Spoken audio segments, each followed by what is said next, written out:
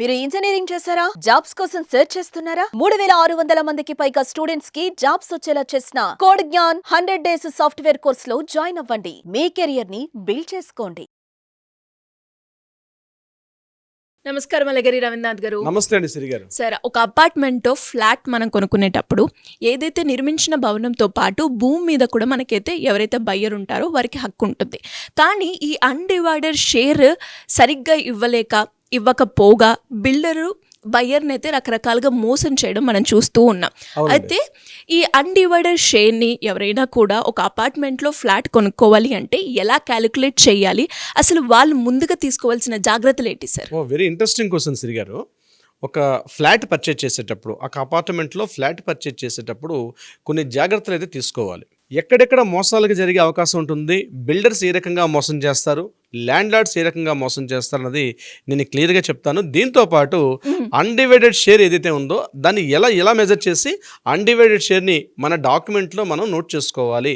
Registration చేసిన డాక్యుమెంట్లో కూడా undivided షేర్ని కూడా మెన్షన్ చేస్తారు. సో అది ఎలా అన్డివైడెడ్ షేర్ని ఎలా క్యాలిక్యులేట్ చేయాలో కూడా ఈ వీడియో ద్వారా మీకు చెప్పే ప్రయత్నం చేస్తాను శ్రీ గారు.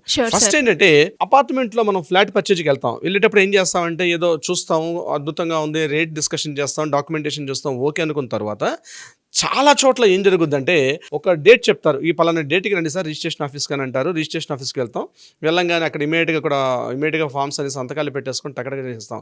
డాక్యుమెంట్లో చూసేసరికల్లా ఫర్ ఎగ్జాంపుల్ మనం కొన్న ఫ్లాట్ ఒక 1500 స్క్వేర్ ఫీట్ ఉందనుకో, 3 BHK, వెంటనే రిజిస్ట్రేషన్ చేసేసుకుంటాం, వచ్చేస్తాం. అక్కడ అన్డివైడెడ్ షేర్ అనేది చాలా చాలా ఇంపార్టెంట్. అక్కడ ఎంత మెన్షన్ చేస్తున్నారు అన్నది చాలా ఇంపార్టెంట్. ఇక్కడ ల్యాండ్ లార్డ్స్ కావచ్చు, అంటే ఈ ల్యాండ్ ఒరిజినల్ ఓనరు, అదేవిధంగా ఈ ల్యాండ్ లార్డ్ ఎవరైతే బిల్డర్కి డెవలప్మెంట్కి ఇస్తాడో బిల్డర్, వీళ్ళందరూ తెలియకుండానే కొంత ల్యాండ్ని వాళ్ళ పేరు మీదుగా హోల్డ్లో పెట్టేసుకుంటారు. అది మనం తెలియకపోతే మనకు తెలియకుండానే ఆ ల్యాండ్ మీద మనకు కూడా కొన్ని హక్కులు ఉంటాయి. మన అపార్ట్మెంట్లో ఒక 2nd ఫ్లోర్ కావచ్చు, 1st ఫ్లోర్ కావచ్చు, 10th ఫ్లోర్ కావచ్చు, 50th ఫ్లోర్లో కావచ్చు, ఎక్కడున్నప్పుడు కూడా అక్కడ ఉన్నటువంటి ల్యాండ్ మీద కూడా మనకి హక్కు ఉంటుంది. That is called undivided share అంటారు.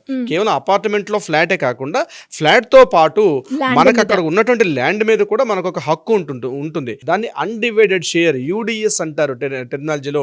అన్డివైడెడ్ షేర్ కూడా మెన్షన్ చేస్తారు. ఫర్ ఎగ్జాంపుల్ ఇప్పుడు నేను చెప్పినట్టుగా ఒక 1500 స్క్వేర్ ఫీట్ 3 BHK ఫ్లాట్, దాని పక్కనే అన్డివైడెడ్ షేర్ ఎన్ని స్క్వేర్ యార్డ్స్ లో రాస్తారు, స్క్వేర్ ఫీట్స్ లో కూడా రాస్తారు. ఇది యాక్చువల్ గా ఉంటుంది.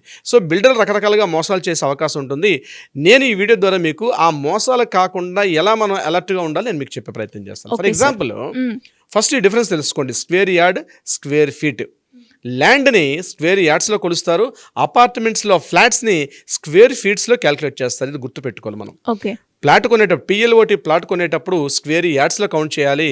అపార్ట్మెంట్స్లో ఫ్లాట్స్ కొనేటప్పుడు FLAT ఫ్లాట్ కొనేటప్పుడు స్క్వేర్ ఫీట్స్లో కౌంట్ చేస్తుంది. ఇది అందరికీ తెలిసిన విషయమే. అయితే ఇక్కడ ఎలా కౌంట్ చేస్తారు ఎగ్జాంపుల్ చెప్తాను. ఒక 1000 స్క్వేర్ యార్డ్స్ ల్యాండ్ ఉంది. ఒక 1000 స్క్వేర్ యార్డ్స్ ల్యాండ్ ఉంది.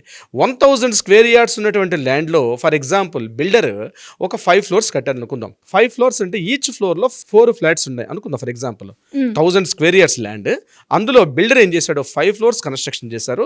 5 ఫ్లోర్స్ కన్స్ట్రక్షన్ చేసినప్పుడు ఈచ్ ఫ్లోర్ లో 4 ఫ్లాట్స్ ఉన్నాయి అనుకుందాం. అట్లా 5 ఫ్లోర్స్. ఇక్కడ ఈచ్ ఫ్లాట్ ఫర్ ఎగ్జాంపుల్ నేను చెప్తున్నా 1500 స్క్వేర్ ఫీట్ ఉందనుకుందాం. 1500 స్క్వేర్ ఫీట్ ఉండేటప్పుడు ఇది ఇప్పుడు అన్డివైడెడ్ షేర్ని ఎలా క్యాలిక్యులేట్ చేయాలి నేను చెప్తాను. దీన్ని బట్టి మీరు గుర్తుపెట్టుకోండి. ఇక్కడ 1000 స్క్వేర్ యార్డ్స్ అంటే దాన్ని స్క్వేర్ ఫీట్స్లో కన్వర్ట్ చేసుకోండి. అంటే 9 square feets is equal to 1 square yard. ఇది గుర్తుపెట్టి, this is basic formula. 1 square yard is equal to 9 square feets. ఇక్కడ 1000 స్క్వేర్ యార్డ్స్ అంటే 9000 స్క్వేర్ ఫీట్స్. ఇది గుర్తుపెట్టుకున్న పాయింట్ నెంబర్ 1. నెంబర్ 2 ఏం చేస్తాం, ఇక్కడ మనం ఏమనుకున్నాం 5 ఫ్లోర్స్ చెప్పాం, ఇంటూ 4 ఫ్లాట్స్ ఈచ్. అంటే 5 into 4 ఎంత వచ్చింది అంటే 20 ఫ్లాట్స్ ఉన్నాయి టోటల్ ఆ యొక్క ల్యాండ్లో. సో 20 ఫ్లాట్స్ అంటే ఈచ్ వన్ ఎంత అనుకున్నాం 1500 స్క్వేర్ ఫీట్స్. అంటే ఇక్కడ 1500 into 20 ఎంత వచ్చింది 30,000 square feets super buildup area. Construction చేసిన మొత్తం బిల్డప్ ఏరియా ఎంత 30,000 స్క్వేర్ ఫీట్లు. ఎందుకు, ఈచ్ ఫ్లాట్లో 4 ఫ్లాట్స్ ఉన్నాయి కాబట్టి ఈచ్ వన్ 1500 ఇంటూ టోటల్గా 20 ఫ్లాట్స్ వచ్చాయి కాబట్టి 1500 into 20 అంటే 30,000 స్క్వేర్ ఫీట్స్. ఇప్పుడు UDS ఎలా క్యాలిక్యులేట్ చేస్తారు మీకు నేను చెప్తాను. UDS అంటే నేను చెప్పాను కదా అన్డివైడెడ్ షేర్. అన్డివైడెడ్ షేర్ ఎలా వస్తుందంటే super buildup area divided by total buildup area is equal to total enter the land. Super buildup area divided by total buildup area ఎంతైతే వస్తుందో ఆ figure into total land size వేస్తే అప్పుడు మనకి UDS వస్తుంది. ఇది బేసిక్ ఫార్ములా. మళ్ళీ చెప్తాను చూడండి, super buildup area divided by ఏదైతే total buildup area, super buildup area divided by total buildup area వచ్చిన ఫిగర్ ఏదైతే ఉంటుందో అది ఇంటూ కింద ఉన్నటువంటి ల్యాండ్లో ఉన్నటువంటి సైజ్, ఇది వేస్తే అప్పుడు యూడిఎస్ మనకు వస్తుంది. ఇప్పుడు నేను చెప్పినటువంటి ఎగ్జాంపుల్ ఇక్కడ నేను తీసుకుంటాను. ఇక్కడ ఏమైంది, సూపర్ బిల్డప్ ఏరియా అంటే ఒక ఫ్లాట్, ఇండివిజువల్ ఫ్లాట్ ఎంత వచ్చింది, 1500 స్క్వేర్ ఫీట్. ఇది super buildup area. Super buildup area divided by total buildup area అంటే ఎంత వచ్చింది, 30,000 స్క్వేర్ ఫీట్స్. అంటే 1500 డివైడెడ్ బై 30,000 వేస్తే ఎంత వచ్చింది, 0.05.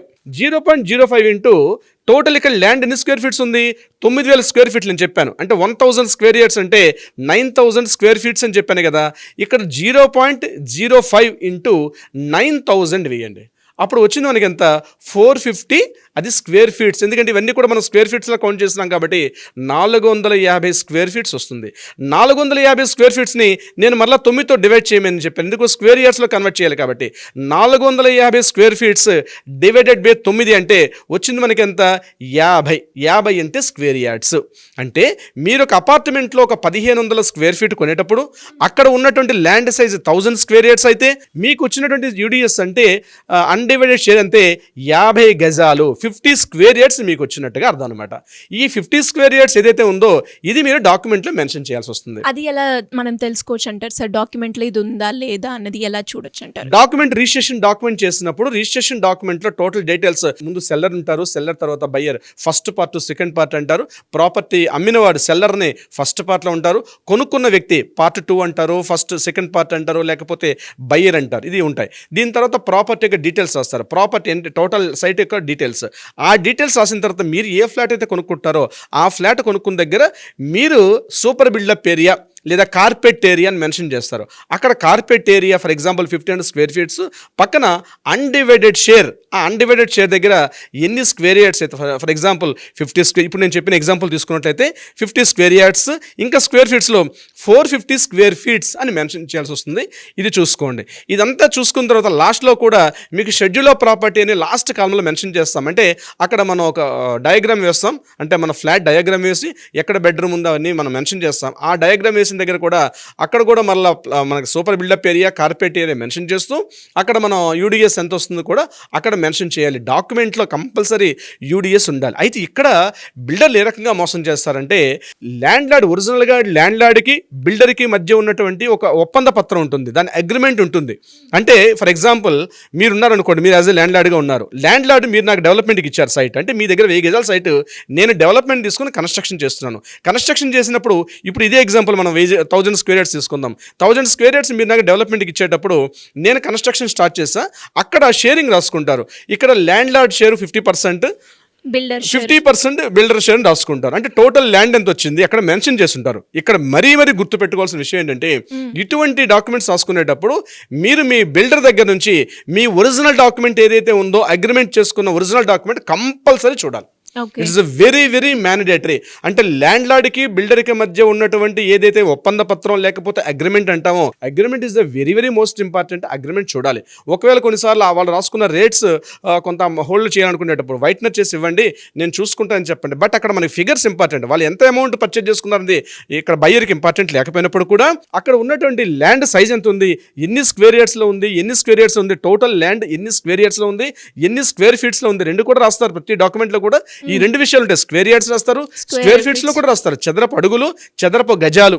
స్క్వేర్ యార్డ్ అంటే చదరపు గజాలు, స్క్వేర్ ఫీట్ అంటే చదరపు అడుగులు, ఈ రెండు కూడా మెన్షన్ చేస్తారు. అది మీరు తీసుకొని ఇప్పుడు నేను చెప్పినటువంటి ఈ ఫార్ములా అప్లై చేస్తేనే డెఫినెట్గా అక్కడ మనకి యూడిఎస్ ఇంపార్టెంట్. యూడిఎస్ లేకపోతే ఏం చేస్తారంటే, ఈ అపార్ట్మెంట్ కట్టిన హై రేజ్ టవర్స్ కావచ్చు ఇట్లాంటి కట్టేటప్పుడు బిల్డర్ అదే విధంగా ఉన్నటువంటి ల్యాండ్ లార్డ్స్ ఏం చేస్తారు, కొంత అన్డివైడెడ్ షేర్, ఇప్పుడు నేను చెప్పిన లెక్క ప్రకారం 50 స్క్వేర్ యార్డ్స్ దగ్గర వాళ్ళు ఒక 40 అని రాస్తారు. అంటే ప్రతి దగ్గర ఏం చేస్తారు, ఈ 10 రాస్తే సుమారుగా అక్కడ ఒక 10 ఫ్లాట్స్ ఉన్నాయి అనుకోండి, 10 ఇంటూ వేసుకుంటే వాళ్ళు తెలియకుండా అక్కడ ఈజీగా ఒక 400 గజాలు తెలియకుండానే వాళ్ళందరూ హోల్డ్ చేసుకునే వాళ్ళు అవుతారు.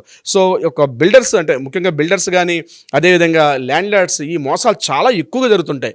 ఫస్ట్ పార్ట్ ఏంటంటే అపార్ట్మెంట్లో ఫ్లాట్ కొనుక్కునేటప్పుడు టౌన్ ప్లానింగ్ అప్రూవల్ దగ్గర నుంచి వచ్చే అప్రూవల్ కాపీకి అదేవిధంగా ఇప్పుడు ఇతను కన్స్ట్రక్షన్ చేసిన దానికి ఎక్కడ డీవియేషన్ లేకుండా ఎంత కన్స్ట్రక్షన్ చేశాడని మనకు అక్కడ క్లియర్గా తెలిసిపోతుంది.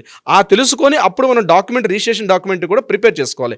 ఇక్కడ వెరీ వెరీ మోస్ట్ ఇంపార్టెంట్, చాలా చోట్ల 99% నేను చెప్తానండి, ఇక్కడ బిల్డర్ కానీ లేకపోతే వీరందరూ చేసిన రిజిస్ట్రేషన్ డాక్యుమెంటే యాస్టిస్గా రిజిస్ట్రేషన్ చేసేసుకుంటారు. నేనేమంటా అంటే ఒక అడ్వకేట్ని సంప్రదించండి, డాక్యుమెంట్ చూపించండి, లీగాలిటీ చూపించుకోవడం, document verification, site legality second అదొక పార్ట్.